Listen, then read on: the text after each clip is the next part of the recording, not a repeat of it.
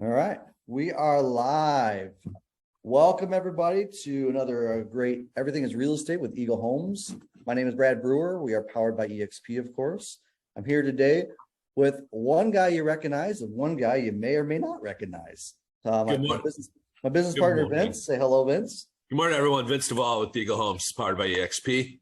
And then today we've got with us Lee Verhagen, owner and home inspector or inspector extraordinaire with Vital Home Inspections now. But I know, Lee, you're probably going to want to tell everybody about your rebranding. I know you're kind of doing a rebrand. So why don't we start there actually first, if you want to talk about that briefly. Sure. We've been Vital Home Inspection since I started the company. It actually started way back in 2009. Kind of let it go, fizzle out a little bit during the housing crash, 2008, 2009. 2017, we came back full time. It's all we do. It's all I do, actually. I say we because my wife is my trusted advisor. And with this last couple of years, the housing market changing, decided that we needed to expand our offering, our service offering.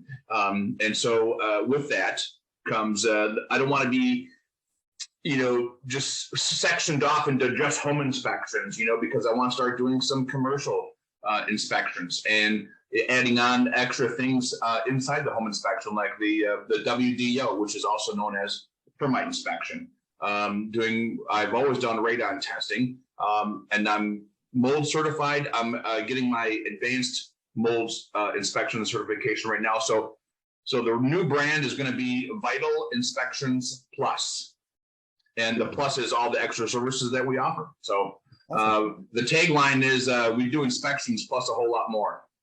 Oh, I love that. That's awesome. Awesome. So you started to go down the road of, the different types of inspections, from mold to everything, but there are different types of inspections, for different types of homes and just in general. So why don't you go through with kind of like whatever you want to, as far as a broad spectrum of the various types of inspections, the importance of them, and I'm sure we'll have some more questions from there. Sure. I mean, the most popular one that I do is, of course, for home buyers. We get in there and I block out a 3-hour window so that we can go through the house, very deliberately with a lot of purpose and get through all the questions that they might have. I don't ever want to be rushed on a home inspection because that's when we miss something. So the majority of my inspections is for home buyers, so that they know what they're purchasing, so that they can, if we find something major, maybe they can work with their real estate agent and restructure the deal. I mean, that's not the purpose of a home inspection. The home inspection is really just so I can inform the home buyers what they're buying and the condition of the home. I also take time to point out some maintenance issues along the way, like, you should drain your water heater, when to check your furnace filters, when to change your batteries and your smoke detectors. All these things are important, especially for first-time home buyers, because they don't know what they don't know. So, it's important, I think, to pass that information on. My dad made home ownership look easy. He was always doing something around the house, and I just never paid attention to it. When I became a homeowner for the first time, I was a little bit shocked at all this stuff, and my dad just kind of grinned and said, "You should have paid more attention," So another home inspection or type of inspection that we do is for sellers, for people that are getting ready to put their house on the market. This is a really neat tool to use as a seller because, as opposed to the buyer's inspection, they've already agreed to a price. And then the home inspection comes in, we might find something and maybe there needs to be a renegotiation there. Again, that's not the purpose of a home inspection. On the seller side of the inspection, you're finding out about these things before you put the house on the market and before you agree on a price. And so then you can disclose those things. Full disclosure is always great. And then a home buyer coming in can take advantage of my inspection report that I prepared for that house. And they know what they're buying. Awesome. Lee, that's one of the things, by the way, that we do, and we've just recently kind of repartnered, I guess, with you as far as that. So there's a service we offer. We do recommend to our sellers that they do a pre-listing inspection, and we do have a service level with our commission structure that we will actually pay for that for our client, just because we do think it's important. So it is something we like to bring up. I'll be honest, I don't recommend it for all types of homes. That's kind of a one-on-one consulting thing. So I won't go deep into that, but I think overall it's something I have offered throughout the years. I think is an extreme value to them because you may be there, like you said, especially the first time homeowners, when they go to sell, there's a lot of things they just don't know about their home. And I think you find that out a lot. Yep. Quick question here, Lee. So that, starting with that seller side of the home inspection, is that a full inspection like what I've seen in a buyer's home inspection, or is it less detailed, or is it, one and the same? Are they both pretty much the same inspection? It's the same inspection. In the state of Wisconsin, home inspectors are licensed, and there are things that we are required to do by the state of Wisconsin. There's things that we're obviously not required to do, but if I'm going to do an inspection for a fee, I have to do a full inspection. And unless we agree to omit certain components of it, like maybe on a seller's inspection, maybe we don't do all of the outbuildings or something like that, but no, as far as the home inspection goes for the seller, it's a full deal. It doesn't take me quite as long to do a seller's inspection because I'm not walking and talking. I'm not explaining every single component as we go through it. But I do take the same amount of pictures and I compile the same comprehensive inspection report that I would for a buyer, because you're going to make that available as a doc in the home listing docs. I think you should include it in there so that every potential home buyer can look at that inspection report and know that there's full disclosure there. Right. I've seen, by the way, the buyers will, probably about 50% of the time, the buyers, because they do know it's a third party hired inspection, it's full and legit, that a lot of times they'll just use that. So it is really a great value. I'm sorry, Vince, you had a question. No, that's okay. So, you started to mention there's some things that you're required to do, but, per your license, and some things that, what's the difference between those two? What are you required to look at versus not?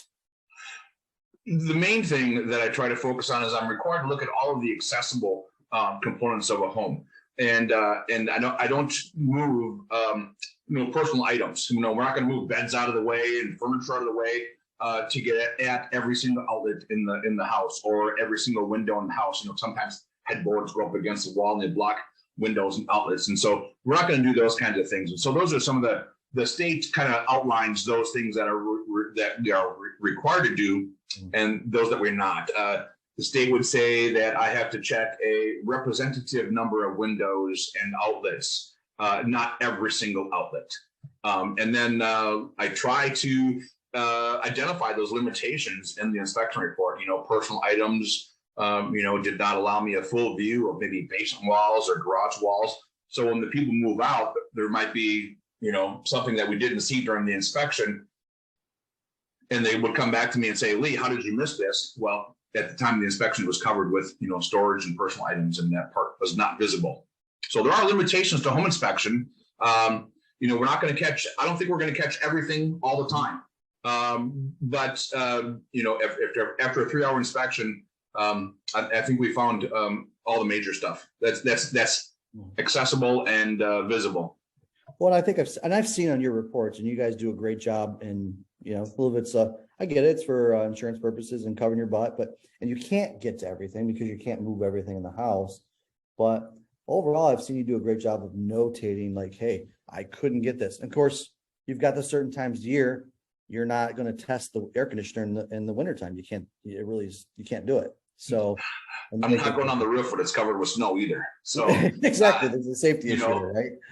Actually, my favorite time to do a home inspection is in the rain, because then we get to see things that you don't get to see when we haven't had rain for a couple of days or a week. If the roof is leaking, we're going to see it. If the basement is leaking, we're probably going to see signs of that too if it's been raining for a long time. So rain does not deter me from a home inspection at all.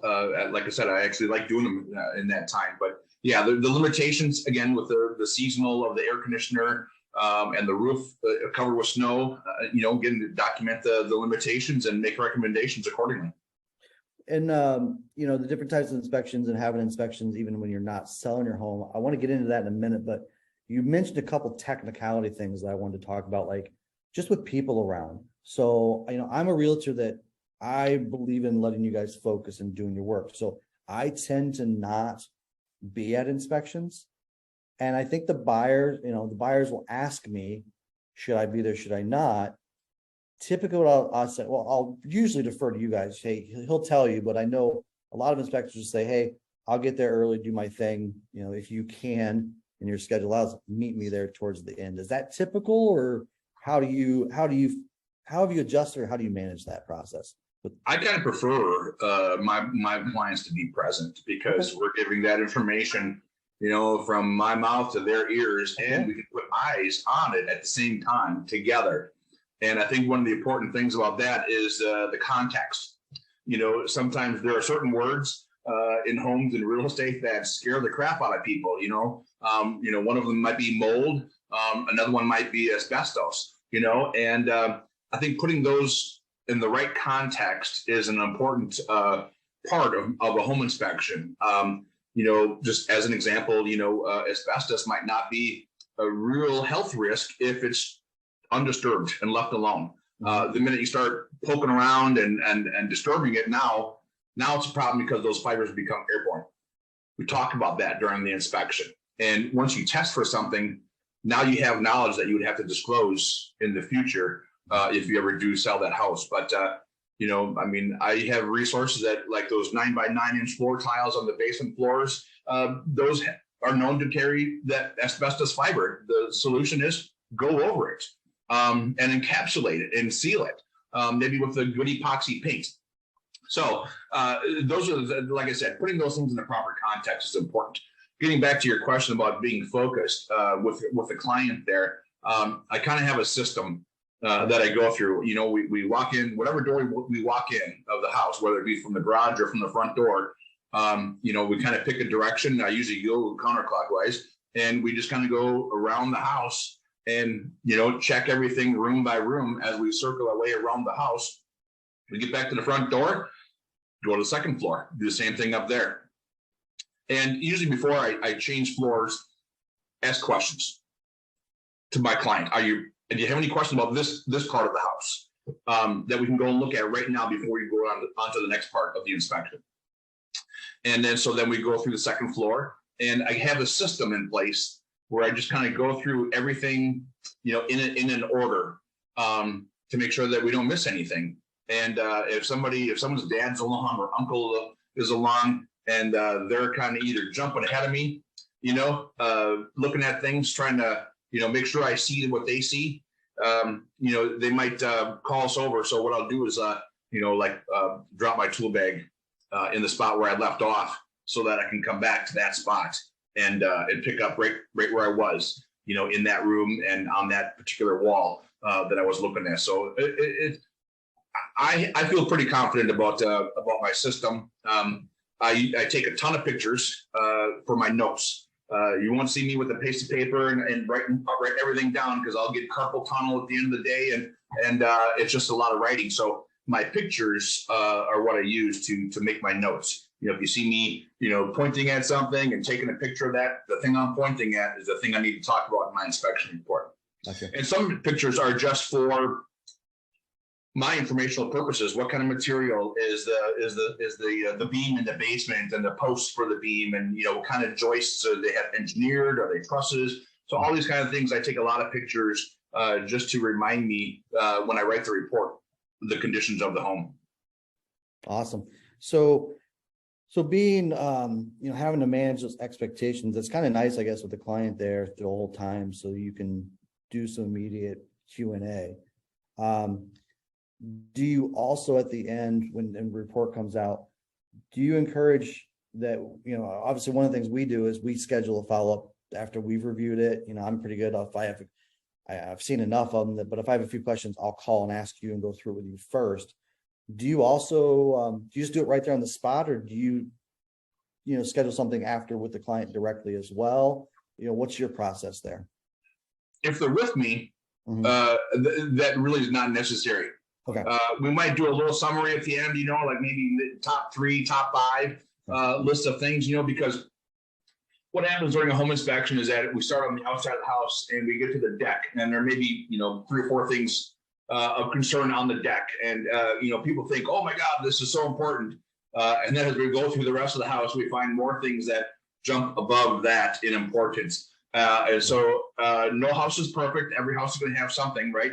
And, some things rise to the top of the list of importance because they're serious deals, they're safety issues, or they're really expensive deals, okay? And then some things kind of fall to the bottom of that list because they're maintenance, they're easy things to do, and they're things that are going to be taken care of in a future project. So, again, putting those things in the right context is important, and talking about those top 3 or 4 things that might, change this particular deal. I do that all the time. Now, for home buyers that aren't present, I would definitely do a consult after the fact. Send them the report. We can look at it together so we're on the same page, and we can talk about item by item and talk about those things. And again, put them in the right context. And I know I've even done it a few times with you when schedules just need to work out correctly. I've got a 3-way call with you with clients, and we just all go through it together so that we're all talking at the same time. So we understand which of the items are the most important that should be addressed, basically back to the seller. So yeah. Or where, like if I write up, outlet in the crawl space or basement, missing cover, doesn't work, whatever, sometimes the photo is not descriptive enough. And you get there with the electrician, it's like, hey, Lee, which one are you talking about? And, direct you to that one. I've gotten a couple calls like that over the years, and I try to do a better job of dictating where that each one of those is. Is it in the garage, is it in the basement, is it in the attic? Just so that, we're narrowing down the focus, make it easy for an electrician. Perfect. Or whatever contractor is there doing the work. Awesome. Go ahead, Vince. Sorry. Lee, talking about, it's that end of day presentation, getting the information to us as agents and the client.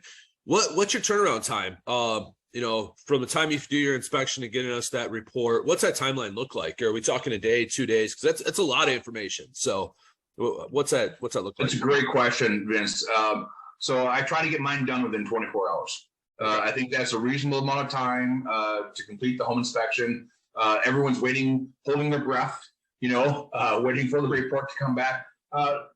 Again, if the client's with me, they know, what's going to be in the report. At least they should know, because they were there, they were listening, they were paying attention, they were interacting with me, so they should know. So they won't have any surprises. You, on the other hand, if you're not there, you might have a surprise when we come in. But if I find something that's like, holy crap, I might give you the heads up ahead of time, before the report comes out, so that you're not totally shocked. But 24 hours is my turnaround time. On the odd occasion, it goes 48, but that would be an extenuating circumstance. Yeah. Like July, when everything's going crazy, right? Well, when the hits fit in the shan, things go fast, and there's some late nights and early mornings. That's all part of the deal. I'm in the real estate industry, and like you guys, and long nights and early mornings, weekends, holidays, all those things are part of the deal. And that's when it comes to scheduling home inspections. It would be great if we could do it between 8 and 4. Monday through Friday. That would be super awesome. But that's just not that's not a reality. So I do have flexible scheduling. I've done some as early as 6 o'clock in the morning for a guy that works shift work.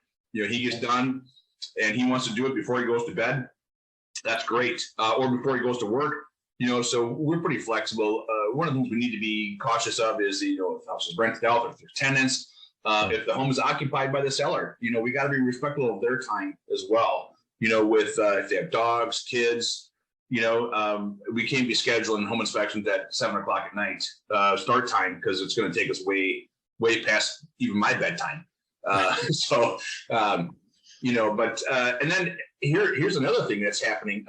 Pretty soon we're going to change our clocks, and it's going to be dark 4 or 5 o'clock in the afternoon. So we have to start shifting our start times a little bit to compensate for that. I want to do the outside inspection and the roof inspection under full daylight. I can't be doing that with a flashlight where my focus is just on that beam of the flashlight, so here in a couple more weeks, we're going to have to, modify that start time.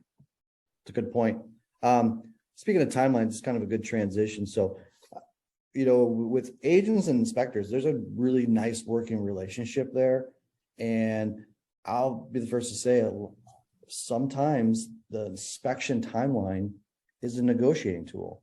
So, I've probably the shortest inspection I'll ever put is 7 days, but putting 7 days versus another agent putting 14 or 15 days can get you the deal, because the seller then knows they're going to be through a certain critical portion of the contingency process quickly. So as an agent, and I think I'm pretty good about this, but what would you like agents to call you and say, hey, before you write that 7 day, just give me a call and ask me what my schedule looks like, because I know certain times of the year it can be tough. Yeah, when that market's super hot, we're it's not as competitive as it was, but yeah, sometimes I'll even be say, hey, I'm going on vacation, in this time frame, I'll be gone for a whole week, which is not very often, but I try to get away 1 week of summer. And so I give some of my my busier agents the heads up and say, hey, I'm going to be gone. So, either give me some more time on the contingency, or, try to get it done closer. Sure. One of the things about my scheduling is that I try to book the front of my week as much as possible.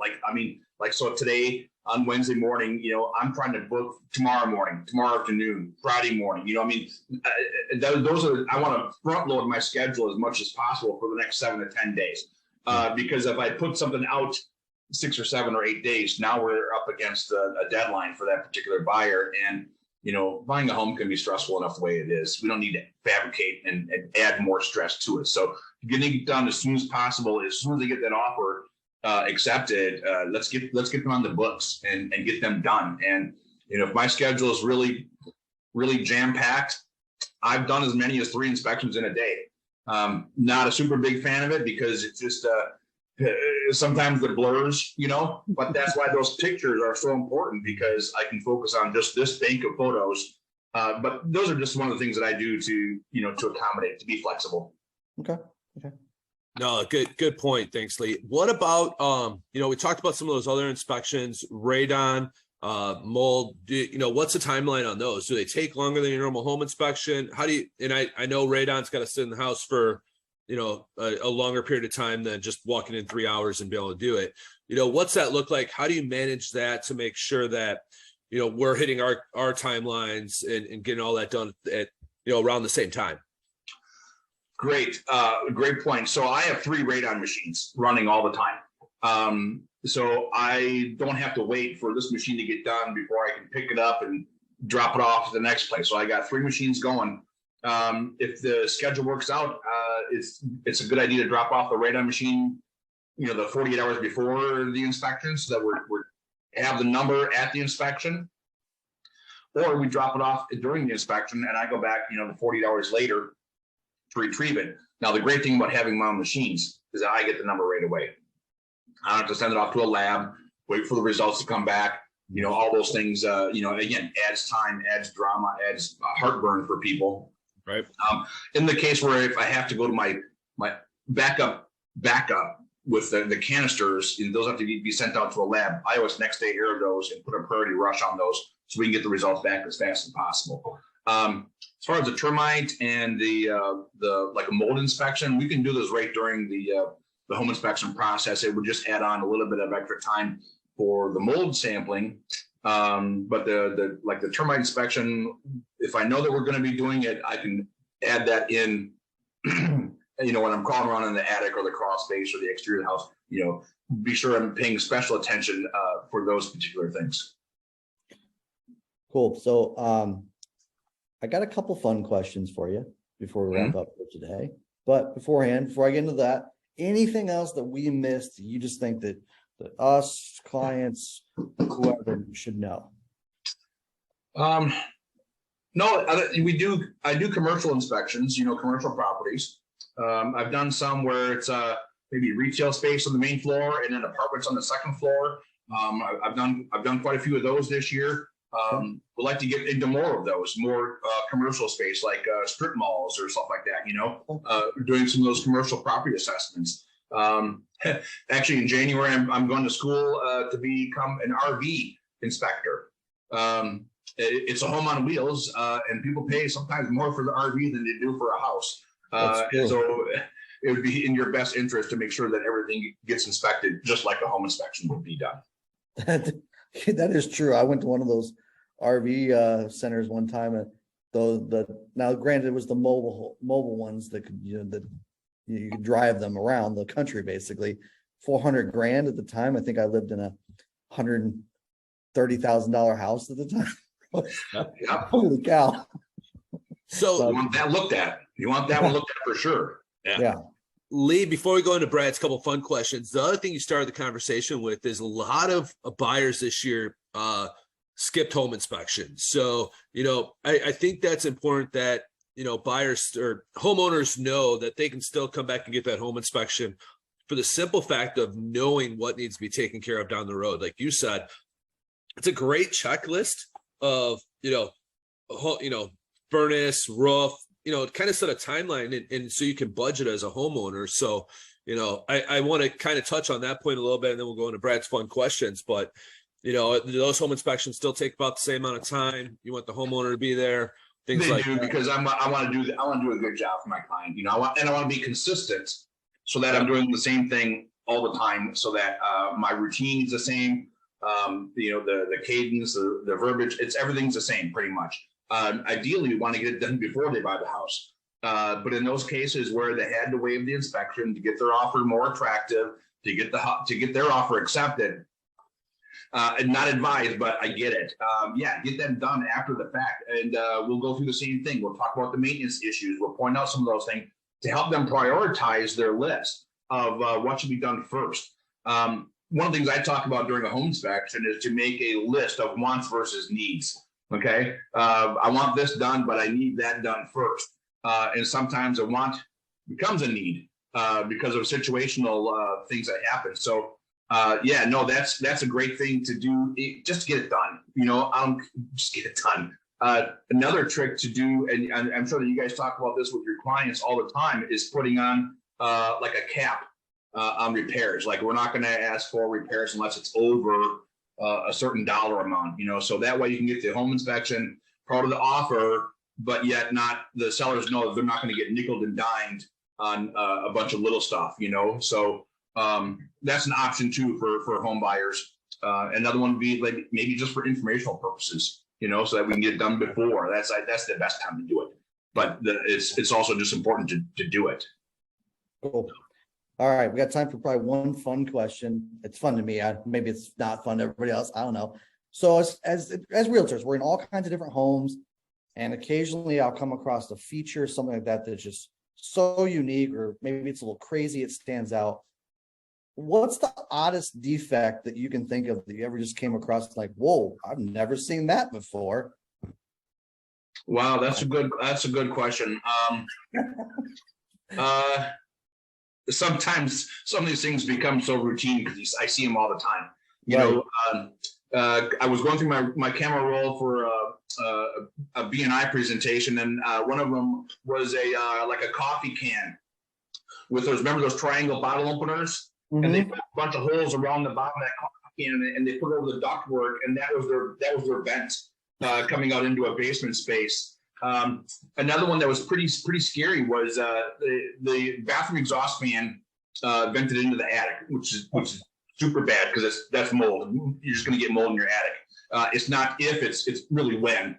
And this one it was so black that and so dirty up there that the truss, sometimes those trusses come together and they've got that metal gusset plate that goes across there to connect this board to that board. It rotted and separated. Wow. From the deterioration. So luckily I wasn't walking around that part of the roof. I saw a depression in the roof. And then when I went in the attic to do more investigation, I found that, and that was pretty significant. I was in one house where the basement had flooded, 18 inches of water in the basement. And there was some pink, green, blue, fuzzy stuff growing on the walls about half an inch thick. And I was like, oh, we should probably get out of here, you know? and that's going to work, you know, but yeah, that was pretty awesome in a bad way. Okay, those are a couple fun and crazy ones. So, well, we appreciate you sharing. We're live right now, but this feed will stay on our feed. We're gonna get this shared out to our YouTube channel. We're gonna be sending it over to Lee so he can put it on his YouTube channel. So feel free to watch this back, check it out. Lee, I hope you can join us in the future. We've sure enjoyed having you today, and we can definitely talk more inspections. I definitely want to have you back in January after you get this mobile home thing going. Just out of curiosity, it sounds interesting. I'm looking forward to it, and I really can't thank you guys enough for letting me be on your deal today. This has been a lot of fun. I look forward to doing another one with you. Maybe we can put together a couple screenshots of some of the crazy stuff that I find out there. Some of the funny, some of the scary, some of the, you know, who knows? Sometimes it's fun to see. Not to, you know, shame anybody, but you know, sometimes we come across some really amazing things out there. We definitely won't disclose names or addresses, but I would love a little show and tell next time. So yeah, let's do this again soon. And thanks again for joining us. Thanks a lot, Lee. Appreciate it. Everybody, have a great day. Thank you.